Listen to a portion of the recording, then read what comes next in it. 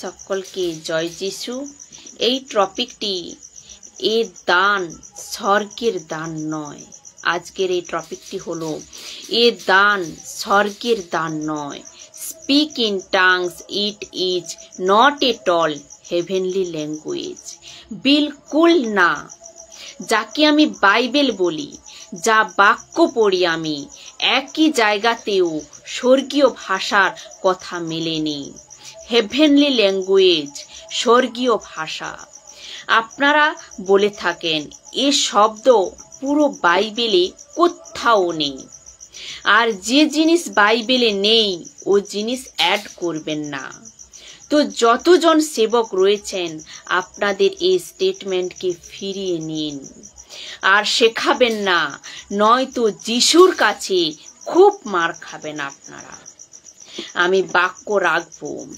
যদি এর থেকে বাঁচতে চান তো এই স্টেটমেন্ট বন্ধ করুন। আমি আবারও বলছি, যে জিনিস বাইবেলে নেই তা যদি ফোর্সফুলি শেখানো হয় বা আপনারা শিখিয়ে থাকেন তা আপনারা বন্ধ করুন, নয়তো খুব মার খাবেন। পৌল কোথাও স্বর্গীয় ভাষার কথা বলেনি। পৌল কোথাও স্বর্গীয় ভাষার কথা বলেনি। এখন হয়তো কিছু লোকের প্রশ্ন উঠতে পারে যে বাইবেলে এক জায়গায় লেখা আছে। আসুন আপনাদেরকে তা সেখানেই নিয়ে যাচ্ছি। 1 করন্থীয় 13 অধ্যায় 1 নম্বর বাক্য। যদি বিভিন্ন মানুষের ভাষা, দেখুন বাক্যটি আমি পড়ছি, আপনারা ধ্যান দিয়ে শুনুন। যদি বিভিন্ন মানুষের ভাষা, এমনকি স্বর্গদূতদেরও ভাষাও বলি। এখানে প্লুরাল শব্দ রয়েছে, স্বর্গদূতদের ভাষাও। তো স্বর্গদূতদের প্লুরাল শব্দ আর ভাষাও প্লুরাল শব্দ। এক শব্দ নেই, এখানে এক শব্দ নেই। এর ওপর হয়তো আপনারা ধ্যান দেননি। এখানে কোথাও স্বর্গ শব্দ রয়েছে, এখানে কোথাও কি স্বর্গ শব্দ রয়েছে? আমাকে প্লিজ আপনারা বলুন। এখানে কোথাও স্বর্গ শব্দ নেই। তো যতজন এখন লাইভ দেখছেন বা অ্যাডেড হওয়ার পর দেখবেন, বা যারা নিউট্রাল রয়েছেন, না এদিকে না ওদিকে, আমি ওদের সবাইকে বলতে চাই, প্লিজ বোকা বানবেন না। Don't be fool by carefully by anybody. কোনো ব্যক্তির দ্বারা আপনারা বোকা বানবেন না। কেউ এরকম আপনি অন্ধের মতো বিশ্বাস করবেন না। কেউ বড় প্রিচার, আপনি অন্ধের মতো বিশ্বাস করে থাকেন। আপনারা কিরকম করেন জানেন? কেউ প্রচার করছে যেহেতু বড় পাস্টার, বড় প্রিচার, ওকে আপনি কি করেন? অন্ধের মতো বিশ্বাস করেন। আমেরিকাওয়ালা, তো আপনি অন্ধের মতো বিশ্বাস করে থাকেন। কমপক্ষে ওদের স্টেটমেন্টকে চেক করুন তো, যে ওরা কি বলছে। বলে কি স্বর্গীয় ভাষা, কোথা থেকে আসছে স্বর্গীয় ভাষা? নেই, কোথাও নেই, বাইবেলে কোথাও নেই। তো একে এখান থেকে, কোনখান থেকে? দেখুন 1 করন্থীয় 13 অধ্যায় 1 নম্বর বাক্য থেকে উঠিয়েছি। তো সবার প্রথমে এখানে স্বর্গীয় শব্দ নেই। এখানে কি কি শব্দ রয়েছে? মানুষ, স্বর্গদূতদের প্লুরাল শব্দ, ভাষাও এ প্লুরাল শব্দ। একেও ক্লিয়ার করেছি। তো গ্রিকে, ইব্রানি ভাষাতে এর যে ট্রান্সলেশন এসছে তা হলো স্বর্গদূতদের ভাষাওকে মেসেঞ্জার্স বলা হয়েছে। স্বর্গদূতদের ভাষাওকে মেসেঞ্জার্স বলা হয়েছে। একে বলে 32 এঞ্জিলোস। একে বলে 32 এঞ্জিলোস।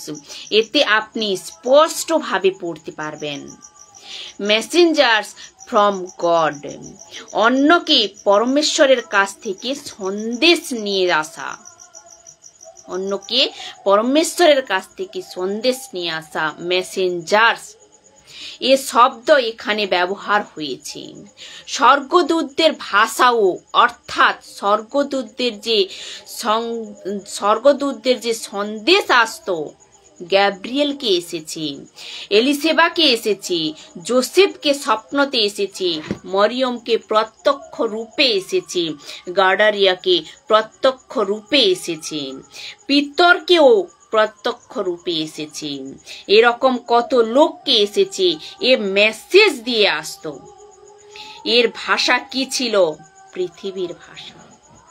যে মেসেজ নিয়ে আসতো ওর ভাষা কি ছিল? পৃথিবীর ভাষা ছিল। মরিয়মের সাথে কোন ভাষায় কথা বলতো? যোসেফের সাথে কোন ভাষায় কথা বলতো? ও সব লোকাল ভাষা। তো ওর কথা বলছি। তো এখানে স্বর্গ শব্দ তো নেই, এখানে তো স্বর্গ শব্দ নেই। এখানে যদি স্বর্গ শব্দ হতো তো আপনার কথাতে একটু ওজন হতো, তো আপনার কথাতে কি একটু ওজন হতো। তো এখানে স্বর্গ শব্দ নেই, অর্থাৎ টোটাল কনসেপ্ট এখানে ফলস হয়ে গেছে। তো কি এখানে টোটাল কনসেপ্ট এখানে ফলস হয়ে গেছে। আবারও বলছি, এ মেসেঞ্জার ট্রান্সলেশন, এ কি মেসেঞ্জার ট্রান্সলেশন এসেছে, স্বর্গদূত না। এখন 1 কোরিন্থীয় 13 অধ্যায় 1 নম্বর বাক্য দেখুন। এ স্যাক্রিস্টিক স্ক্রিপচার আমি প্রুফ করে দিচ্ছি। এ স্যাক্রিস্টিক ব্যঙ্গ করছে কিভাবে দেখুন। 1 কোরিন্থীয় 13 অধ্যায় 2 থেকে 3 নম্বর বাক্য পড়লে আমরা বুঝতে পারি। 2 নম্বর বাক্য দেখুন কি বলছি। আমি যদি ভাববাণী বলার ক্ষমতা পাই, ঈশ্বরের সব নিগূঢ় তত্ত্ব ভালোভাবে বুঝি এবং সব ঐশ্বরিক জ্ঞান লাভ করি। মনে রাখবেন, নিগূঢ় তত্ত্বকে বোঝা যায়। এরকম কোনো ভেদ বা নিগূঢ় তত্ত্ব নেই যে এখন সিক্রেট রয়েছে, যে এখন কি সিক্রেট রয়েছে। সব কিছু রিলিফ হয়ে গেছে। যিশু এসেছে মানে রিফিল হয়ে গেছে, পর্দা ফাটা মানে রিফিল হয়ে গেছে। আমার যদি এমন বড় বিশ্বাস থাকে যার শক্তিতে আমি পাহাড় পর্যন্ত টলাতে পারি। এর পরের বাক্য কি বলছে না, আমার যদি এমন বড় বিশ্বাস থাকে যার শক্তিতে আমি পাহাড় পর্যন্ত টলাতে পারি। অর্থাৎ কোনো কেউ কি পাহাড়কে টলাতে পেরেছে? কোনোদিন কি কেউ পাহাড়কে টলাতে পেরেছে? টোটাল বাইবেলে এমনকি যিশুও কোনোদিন পাহাড় টলিয়েছে? যিশুও কি কোনোদিন পাহাড় টলিয়েছে? না। নদীকে পার করেছে আমি জানি, লাল সমুদ্রকে দুভাগে ভাগ করেছে আমি জানি, বৃষ্টি এসেছে, আগুন এসেছে আমি জানি, কিন্তু আমাকে কেউ প্লিজ বলুন, কোথাও পাহাড় কেউ টলাতে পেরেছে? তারপর দেখুন কি বলছি, অথচ আমার মধ্যে যদি ভালোবাসা না থাকে। তারপরে বাক্য কি বলছে, অথচ আমার মধ্যে যদি ভালোবাসা না থাকে তবে এসব থাকা সত্ত্বেও আমি কিছুই নয়। তবে এসব কিছু থাকা সত্ত্বেও আমি কিছুই নয়। 3 নম্বর বাক্যে দেখুন কি বলছি, আমি যদি আমার যথা সর্বস্ব দিয়ে দরিদ্রদের মুখে অন্ন যোগাই, যদি আমার দেহকে আহুতি দেবার জন্য আগুনে সঁপে দিই। তো আমাকে প্লিজ বলুন, ভালোবাসার ক্ষেত্রে কেউ কোনোদিন নিজেকে আগুনে সঁপে দিয়েছে? না, এ তো আত্মহত্যা। আর আত্মহত্যা করা ব্যক্তি নরকে যায়। কোথায় যায়? নরকে যায়। এ পৌলো কেন শেখাবে? এ স্টেটমেন্ট পৌলো এভাবে কেন শেখাবে? একে বলে স্যাক্রিস্টিক, যে কথা বাইবেলে নেই, যে কথা কি বাইবেলে নেই, ওকে জবরদস্তি জোড়া ভয়ানক। একে কি জবরদস্তি জোড়া ভয়ানক। কিভাবে দেখুন, মথি 5 অধ্যায় 19 নম্বর বাক্য কি বলছে, তাই কেউ যদি এই সব আদেশের মধ্যে তাই কেউ যদি এইসব আদেশের মধ্যে অতি সামান্য আদেশও অমান্য করে আর অপরকে তা করতে শিক্ষা দেয়, তবে সে স্বর্গরাজ্য সব থেকে তুচ্ছ বলে গণ্য হবে।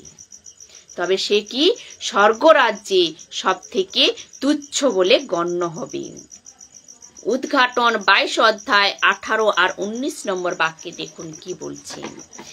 এই পুস্তকের সব ভাববাণী যারা শুনবে আমি তাদের দৃঢ়ভাবে বলছি, আমি তাদের কি দৃঢ়ভাবে বলছি, এই পুস্তকে যা কিছু লেখা আছে কেউ যদি তার সঙ্গে কিছু যোগ করে তবে ঈশ্বর এই পুস্তকে সে যেসব সন্তাপের উল্লেখ আছে তা তার জীবনে যোগ করবেন।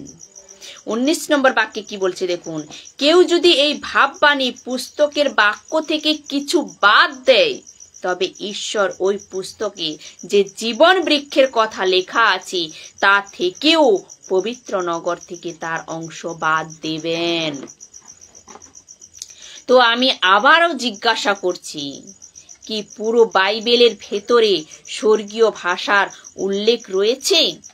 আমরা যে এই যে বাইবেল পড়ি, এই বাইবেলের ভেতরে কোথাও কি স্বর্গীয় ভাষার কথা উল্লেখ রয়েছে? কোথাও নেই, কোথাও নেই। তো যে জিনিস বাইবেল বলে না, আমি জানি না এ 20% লোক সো কল্ড এ কিভাবে বলে কি এ স্বর্গীয় ভাষা। তো চেক করুন আপনি কি বলছেন, গ্লোসা না জিব্রিস।